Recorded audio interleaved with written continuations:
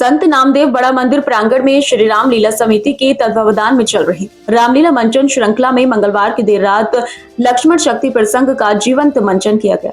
धार्मिक वातावरण और जयकारों से गूंजते पंडाल में भक्तों ने भगवान श्री राम, लक्ष्मण और हनुमान जी के दिव्य चरित्रों को देखकर भाव विभोर हो उठे। मंचन की शुरुआत भगवान श्री राम, लक्ष्मण और वानर सेना के रावण की सेना से युद्ध दृश्य से हुई। लीला में दिखाया गया कि कैसे युद्ध के दौरान रावण के पुत्र मेघनाथ इंद्रजीत अपने मायावी अस्त्रों का प्रयोग करता है। उसने लक्ष्मण जी पर शक्ति वार का प्रहार कर दिया, जिससे वे मूर्छित होकर भूमि पर गिर पड़े। इस प्रसंग को देखकर पंडाल में बैठे श्रद्धालु भावुक हो उठे और वातावरण जय श्री राम व लक्ष्मण जी अमर रहे के जय घोष से गूंज उठा। रामलीला कलाकारों ने अत्यंत सजीव अभिनय से इस प्रसंग को प्रस्तुत किया। भगवान श्री राम का लक्ष्मण जी के चरणों में बैठकर विलाप करना, हनुमान जी और विभीषण का उन्हें सांत्वना देना और फिर वैद्यराज सुषेण की खोज कर संजीवनी बूटी लाने का निर्देश देना दर्शकों को ऐसा अनुभव करा रहा था मानो वे स्वयं त्रेता युग की झांकी देख रहे हों। मंचन में हनुमान जी का विशालकाय रूप, उनके पर्वत उठाकर उड़ान भरने का दृश्य और लंका में आग लगाने जैसे प्रतीकात्मक दृश्य ने दर्शकों की तालियों और जयघोष से खूब वाहवाही बटोरी।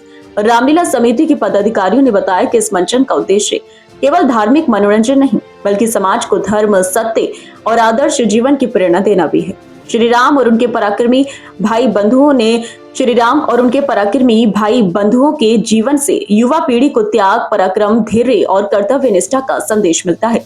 मंचन देखने आए स्थानीय नागरिकों ने कहा कि इस प्रकार की धार्मिक प्रस्तुतियां आज के समय में समाज को जोड़ने और संस्कारवान बनाने का कार्य करती हैं। बच्चों और युवाओं में रामकथा सुनने और देखने का जोश देखकर यह स्पष्ट होता है कि हमारी परंपराएं आज भी जीवित और सशक्त हैं। रामलीला मंचन में हजारों की संख्या में श्रद्धालु मौजूद रहे। मंदिर परिसर और आसपास के क्षेत्र को रंग बिरंगी रोशनियों और झांकियों से सजाया गया था। व्यवस्था को सुचारू बनाए रखने के लिए समिति की ओर से स्वयंसेवकों की टीम लगातार सक्रिय रही।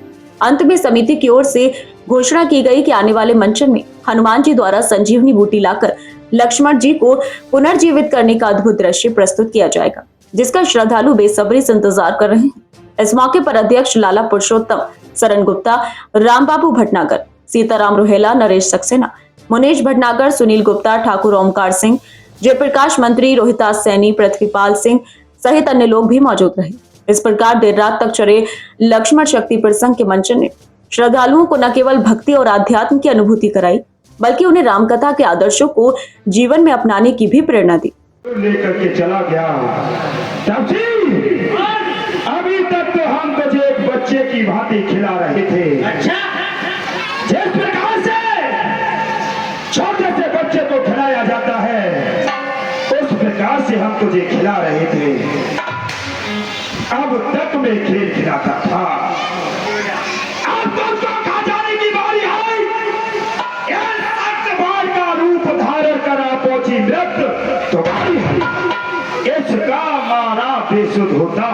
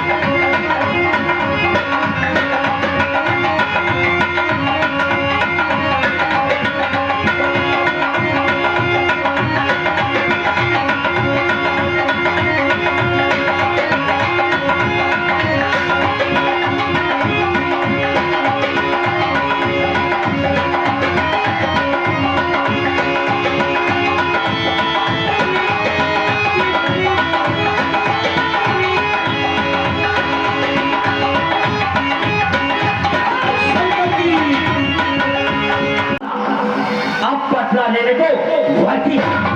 हाँ, प्रतिघात आज होगा।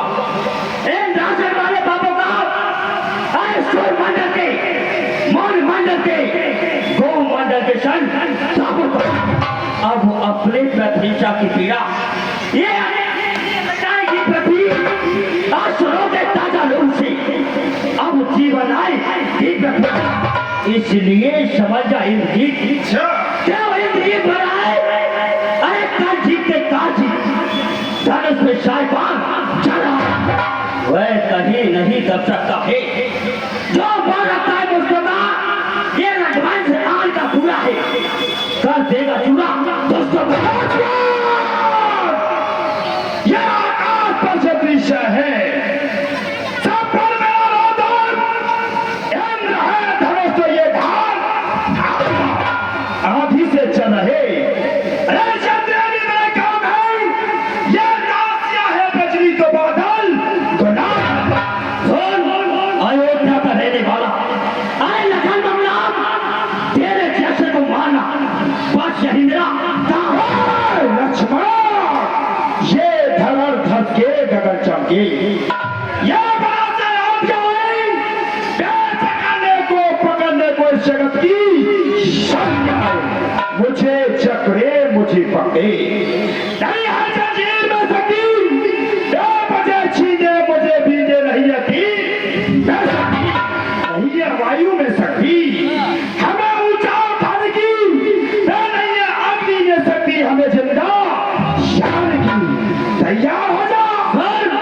अरे शेर शेर कहता है, सब शेर कहना भुला दूंगा, मार मार बालों से तुझे पृथ्वी पर सुला दूंगा। लक्ष्मण, चलूंगा इस जमीन पर